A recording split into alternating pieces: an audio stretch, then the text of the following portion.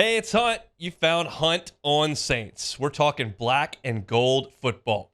Do us a favor. Hit the like button, share your comments below, and hit that subscription button so you can get all of our content.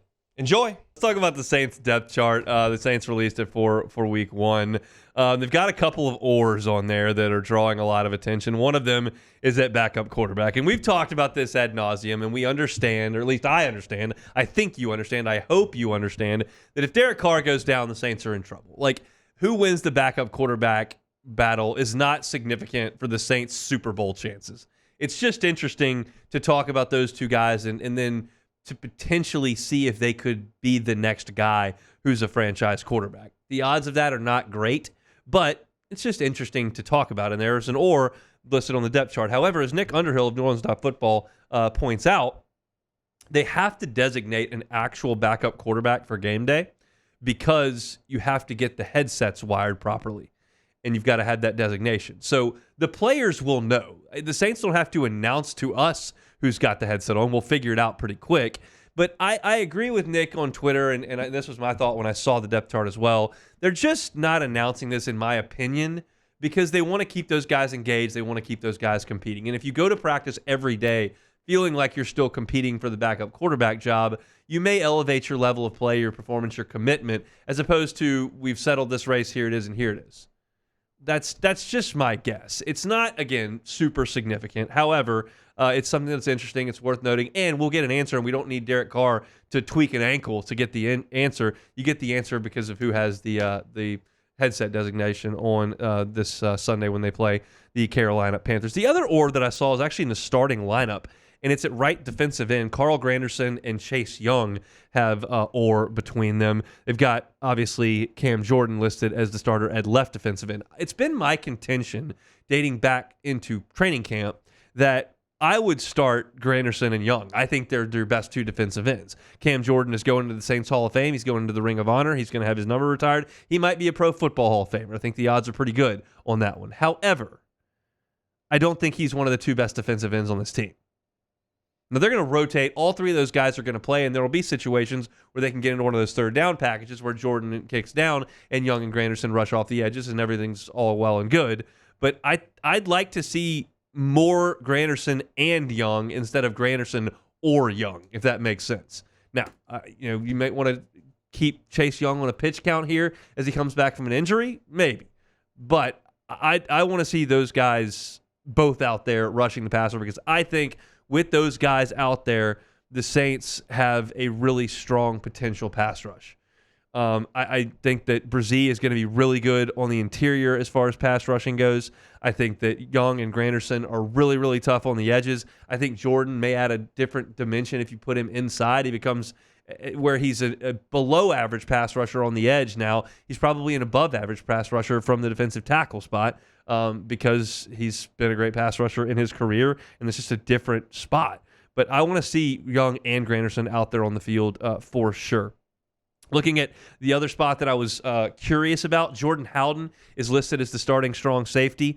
We know that the Saints cut Jonathan Abram, trying to bring him back, and they did onto the practice squad.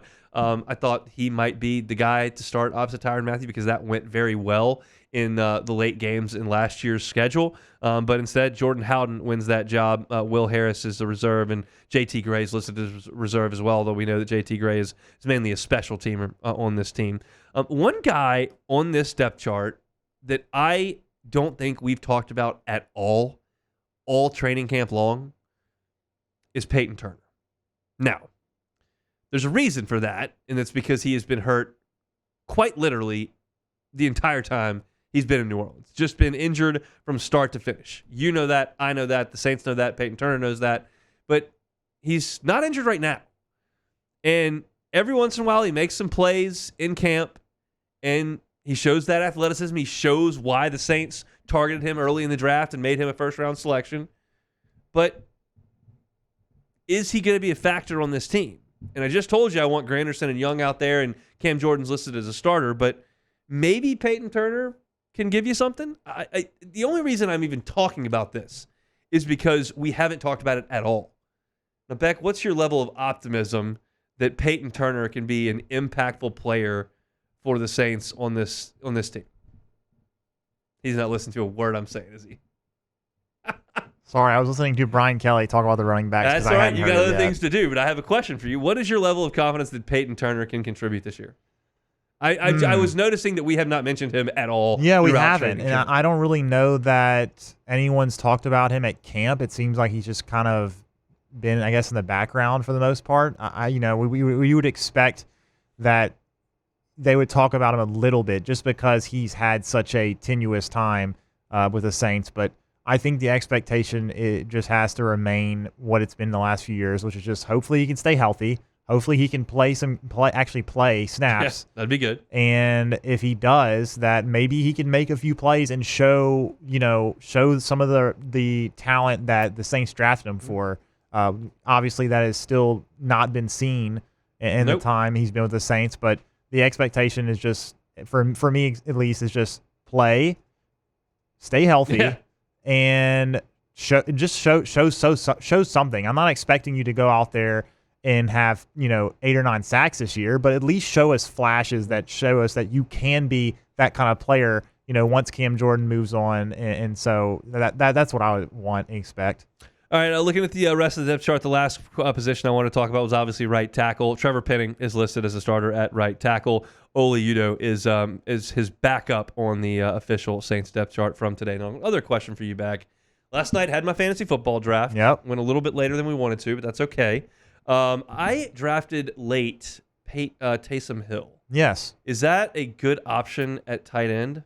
I think having Taysom Hill on your fantasy football roster is, as long as you are getting him late, or maybe even I'm it was sure an auction, so it was like it's just for like not a lot. Right. So I'm assuming in most cases that he's being drafted towards the back end of the draft, and he's probably being drafted in most leagues. I don't know what percentage he's being held, but I would say yes. I mean, he's just so versatile. He gives you so many chances to have him score. Yeah. And his run. Yeah, and run exactly. And so I guess obviously it also depends on the rules you have for your league, whether or not what positions, if certain positions get more points for certain things. But either way, I mean, Taysom Hill, I'd be interested to see how many touchdowns he's scored, just total touchdowns. I need Klint Kubiak to get creative in the red zone with some Taysom Hill packages. Yep. I think I'm going to start him in week 1.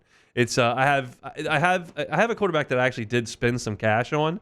It's the Bills tight end. Dawson Kincaid. Or Dalton Kincaid. Dalton Kincaid, who I actually did spend some cash on. But I think I'm going to start Taysom Hill because I think they're going to give him the ball in the red zone to run. Yeah. And do some direct snap stuff. And I think there's some touchdown.